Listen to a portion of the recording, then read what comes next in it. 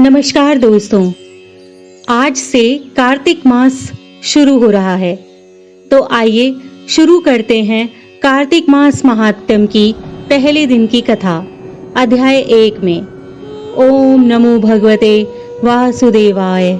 जो भगवान कृष्ण से प्रेम करते हैं, उनके दर्शन और उनकी कृपा पाने को आतुर रहते हैं, ऐसे धर्मावलंबियों को इस मंत्र का हर समय जाप करते रहना चाहिए। भगवान कृष्ण की भक्ति में प्रेम ही प्रेम होता है। जब हम भगवान कृष्ण की भक्ति में डूब जाते हैं तो हमारे रोम रोम से प्रेम फूटता है, मन सदैव आनंदित रहता है। भगवान कृष्ण की भक्ति है ही ऐसी। कार्तिक मास भगवान कृष्ण को अत्यंत प्रिय है। इस मास में भगवान भक्तों की जल्दी सुनते हैं। इस मास में किए गए व्रत, जप और दान से भगवान जल्दी प्रसन्न होते हैं। जिस प्रकार अधिक मास अर्थात मल मास को पुरुषोत्तम मास कहते हैं, उसी प्रकार कार्तिक मास को दामोदर मास कहा जाता है।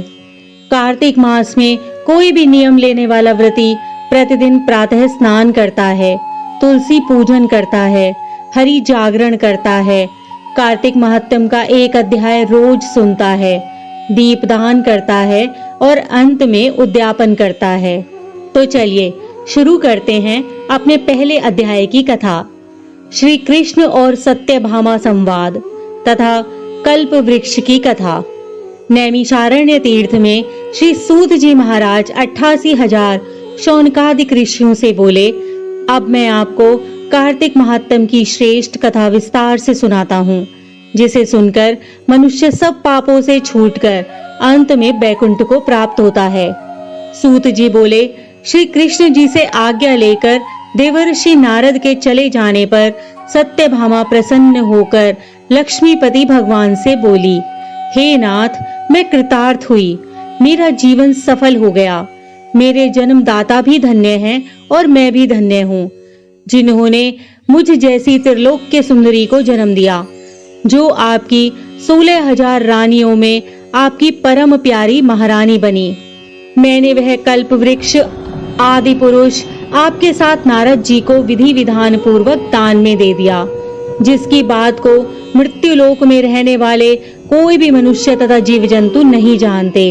आज वही कल्प वृक्ष मेरे आंगन में सदा लहराया करता है। हे स्वामिन, अब इस समय मैं आपकी प्रिय पत्नी हूँ, इसलिए अब मैं आपसे कुछ पूछना चाहती हूँ। यदि आप मुझ पर वास्तव में प्रेम रखते हैं तो विस्तार पूर्वक कहिए, जिसे सुनकर मैं अपने हित के लिए कोई कार्य कर सकूं, जिसके करने से कल्प पर्यंत भी आप मुझसे विमुख ना हो पाएं। सूत जी कहने लगे, सत्यभामा के ऐसे आश्चर्यपूर्ण वचनों को सुनकर श्री कृष्ण जी हंसते हुए विलास भाव पूर्वक सत्यभामा की बाह पकड़कर तथा अनुचरों को वहीं रोककर कल्प वृक्ष के नीचे चले गए और बोले, हे प्रिय, 16,000 रानियों में से मुझे तुम प्राणों के समान प्यारी हो। तुमसे ज्यादा मुझे और कोई रानी प्रिय नहीं है।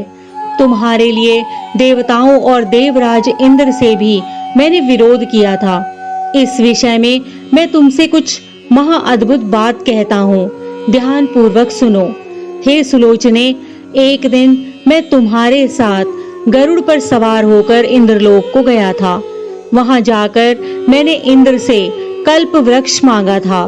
तब इंद्र के मना कर देने पर गरुड़ जी का इंद्र से घोर युद्ध हुआ और गोलोक में गौओं और गरुड़ के युद्ध में गरुड़ के चोंच से गौओं के कान और पूंछ कटकर जो पृथ्वी पर गिरे, उनके कान से तंबाकू और पूंछ से गोभी तथा जो रुधिर बहा था उससे मेहंदी उत्पन्न हुई, जिनके सेवन करने से मोक्ष की प्राप्ति नहीं होती है। और गौओं के सींग से गरुड़ के 3 पंख पृथ्वी पर गिर पड़े, जिनसे नीलकंठ, मोर और चकवा चकवी उत्पन्न हुए, जिनके दर्शन से गरुड़ जी के दर्शन के बराबर फल मिलता है और मेरे लोक की प्राप्ति होती है। हे प्रिय, जब तुम्हें हर चीज दे सकता हूँ, हर एक कार्य पूरा कर सकता हूँ और हर बात तुमसे कह सकता हूँ, तो क्या तुम्हारे आश्चर्यजनक प्रश्नों के उत्तर नहीं दे पाऊंगा? हे प्रिय, जो पूछना है सो पूछो, मैं बतलाऊंगा। यह सुन सत्यभामा बोली, हे नाथ, पूर्व जन्म में मेरा कैसा स्वभाव था? किसकी पुत्री थी? मैंने कौन से दान, व्रत और तप किए थे जिससे मुझे मृत्यु लोक में जन्म लेना पड़ा? ऐसे कौन से शुभ कार्य किए थे कि यहाँ आकर आपकी अर्धांगिनी हुई और आप गरुड़ पर सवार होकर मुझे अपने साथ में लिए इंद्र आदि देवताओं के स्थान में घूमते हो? तब भगवान श्री कृष्ण बोले, हे कांते, तुम पूर्व जन्म में कौन की पुत्री थी? कौन से पुण्य, व्रत आदि और शुभ कार्य किए थे, वह सब मैं तुमसे कहता हूँ। ध्यान पूर्वक सुनो। पूर्व समय में सतयुग के अंत तथा त्रेता युग में मायापुरी में अत्रि गोत्र में सब वेद वेदांगों और यज्ञों को जानने वाला देव शर्मा नाम का एक ब्राह्मण रहता था। वह नित्य प्रति अतिथियों की सेवा करता, सदा हवन और सूर्य भगवान का पूजन किया करता था। इसलिए वह सूर्य की तरह बड़ा तेजस्वी था। उस ब्राह्मण के घर में बुढ़ापे में एक गुणवती नाम की सुशील कन्या उत्पन्न हुई। बड़ी होने पर उसका विवाह उस देव शर्मा ब्राह्मण ने अपने चंद्र नाम के एक शिष्य के साथ कर दिया। वह दोनों पिता पुत्र की तरह रहने लगे, क्योंकि देव शर्मा के कोई पुत्र नहीं था। एक समय वे दोनों कुशा और समिधा लेने के लिए वन में हिमालय की तलहटी में इधर उधर घूम रहे थे, तो उन्होंने एक विकराल राक्षस को अपनी तरफ आते हुए देखा, जिसके भय से उनका शरीर शिथिल हो गया और उन्हें भागने की शक्ति भी नहीं रही। तब उस काल के समान राक्षस ने उन दोनों को मार डाला। उस क्षेत्र के प्रभाव से तथा उनके धर्मात्मा होने के कारण मेरे पार्षद उन्हें वैकुंठ में ले आए।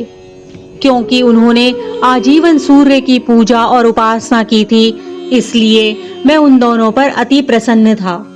शिव, सूर्य, गणेश जी, देवी और विष्णु जी की उपासना करने वाले सब लोग स्वर्ग को प्राप्त करते हैं, जैसे वर्षा का जल हमेशा समुद्र को प्राप्त करता है।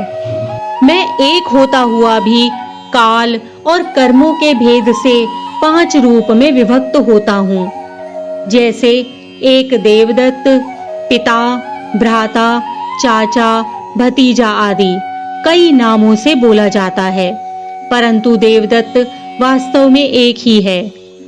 जब वह दोनों विमान पर चढ़े हुए सूर्य के समान तेजस्वी, रूपवान, चंदन और माला धारण किए हुए वैकुंठ में आए, तब मेरे ही पास में दिव्य लोक में रहने लगे। इति श्री कार्तिक मास महात्म प्रथम अध्याय संपूर्ण।